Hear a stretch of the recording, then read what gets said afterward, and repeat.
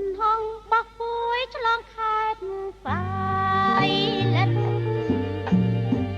ទ្រង់ខ្ញុំខ្លាចឆ្អិនដូចត្រូវគេហែងអើតាមបងអួយអោនមើលដងប្រែងជុកខ្សែទឹកភ្នែកស្រ័យហើយប្រស្នាអោខេត្តត្បូងពេញខ្ញុំមិនភ្លេច